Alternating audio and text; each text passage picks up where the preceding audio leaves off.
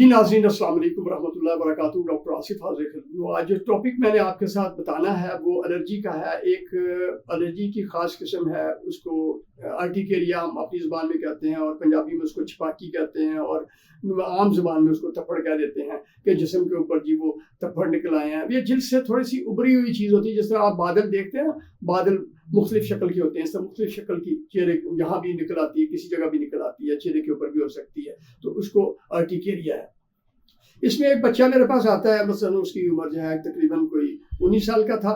वो एक स्टूडेंट था, तो अभी मेरे पास आया था, तो मैंने उसको देखा, उससे हिस्ट्री ली। हिस्ट्री उसने बताई कि जी मुझे ये काफ़ी अरसे से ये प्रॉब्लम चल रहा है। तो पूछा उससे डाइट की कि भाई खाने में क्या खाते हो। वो बाज़ के लोग होते हैं, उनको अंडे से भी एलर्जी हो सकती है, मोटे गोश्त से भी एलर्जी हो सकती है, मछली से भी एलर्जी हो सकती है। और ये जो मूंगफली है या मसलन कोई बादाम है या अखरोट है, किसी चीज़ से जो नट्स वगैरह हैं, इनसे भी एलर्जी हो सकती है। हिस्ट्री लेने के बाद उसको बताया कि आपने जो है हमने फौरी पेशेंट को हमने फ़ौरन हिस्ट्री लेके फ़ौरन ही मेडिसिन तजवीज़ करनी होती है कि आप डाइट के ऊपर ख्याल करेंगे कौन सी चीज़ खाते हो जिससे ये एलर्जी हो जाती है, छपाकी निकल आती है। इसका कपड़े कौन से पहनते हो, इसका भी हमको आमतौर पे जिनको एलर्जी का मसला हो, खारिश हो, उनको चाहिए कि नरम कपड़े और कॉटन के कपड़े वो इस्तेमाल करें। इसी तरह फिर खाने में वो अगर कोई मिर्च मसाले बहुत ज़्यादा, जिस तरह आजकल पिज़्ज़ा है, शवारमा है, बर्गर है और बहुत बिरयानी शरयानी बहुत ज़्यादा, उसमें एडिटिव बहुत ज़्यादा, उसमें जायका बनाने के लिए मिर्चें भी ज़्यादा इस्तेमाल करते हैं, मसाले भी ज़्यादा इस्तेमाल करते हैं, बाज़ का तो उसमें रंग डाल देते हैं। ये सारे जो है ना, ये एलर्जी का बास बनती है। और ये ख़ास किस्म की एलर्जी है जिसको छपाकी कहते हैं।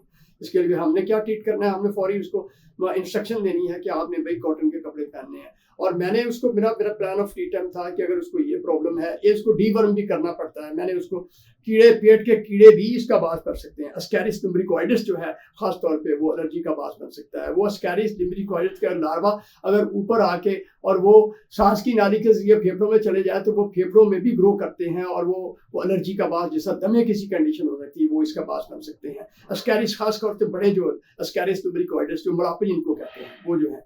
इसके अलावा जो पिन वर्म है वो इतना प्रॉब्लम क्रिएट नहीं करते। तो इस तरह जो है इनके हिस्ट्री वर्म की लेनी है, कपड़ों की लेनी है, खाने की लेनी है।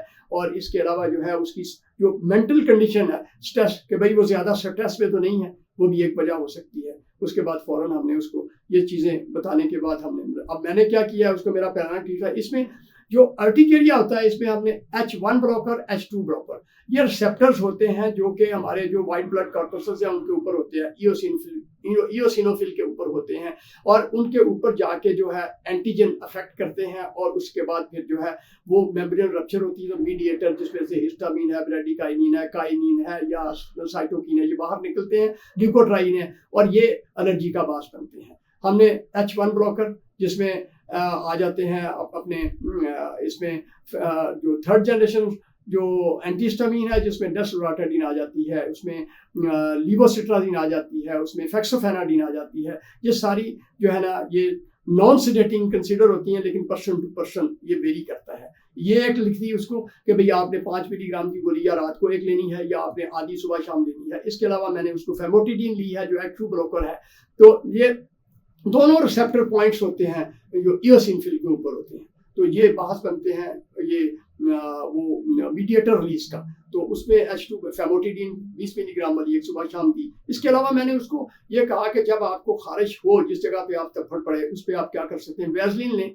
वैसलीन पेट्रोलियम जेली जो है मिलती है, और उसमें बीटामेथासोन स्टीरॉइड प्रेपरेशन मिलती है, बीटोडर्म के नाम से आ जाती है, बीटामेथासोन के नाम से आ जाती है। वो बराबर तली के ऊपर डाल के मिक्स कर लें और जहाँ पे ज़्यादा खारिश हो रही है वहाँ पे मान लें। अगर ज़्यादा आपका एरिया है तो फिर आप ये तरीका अडॉप्ट कर सकते हैं कि वैसलीन प्लस ये स्टीरॉइड जो है ना, ये लोशन वगैरह, उनको मिक्स करके आप ज़्यादा एरिया के ऊपर लगा सकते हैं। तो ये थी। और इसके अलावा मैंने उसको थोड़ा सा वक्ती तौर पर कंट्रोल करने के लिए डेक्सामेथासोन जो है उसको मैंने आधा 2 मिलीग्राम इंजेक्शन लगाया। और ये इंस्ट्रक्शन देके, डाइट की इंस्ट्रक्शन, लिबास की इंस्ट्रक्शन, और कुछ मैंने ये दवाइयाँ देके उसको जो है कहा कि इसको 7 दिन इस्तेमाल करो, उसके बाद इसको दोबारा मुझे शो करो। डीवर्म करने के लिए मैंने उसको जेंटल 200 मिलीग्राम 2 गोलियाँ दी कि आपने हफ्ते में 2 गोलियाँ खानी है, कि अगर खुदा न खास्ता वो अस्कैरिस लिम्बरिकोइडिस पेट के अंदर हो तो वो एलर्जी का बास बने, उससे भी हो जाता है, तो उसके लिए मैंने वो जेंटल दी। तो लिहाजा अगर आपको मेरी वीडियो ये पसंद आए तो इसको आप लाइक भी करें और शेयर भी करें। और मेरा चैनल है health tips by doctor Asif Rana, जो यूट्यूब चैनल है, आप उसको भी सब्सक्राइब कर लें ताकि मेरी जो हेल्थ से रिलेटेड वीडियो है वो आपको मिलती रहे। इंशाल्लाह आपको बड़ा फ़ायदा होगा। अपना बहुत सारा ख्याल रखिएगा। डॉक्टर आसिफ को इजाज़त दीजिए। अस्सलाम वालेकुम रहमतुल्लाहि व बरकातहू।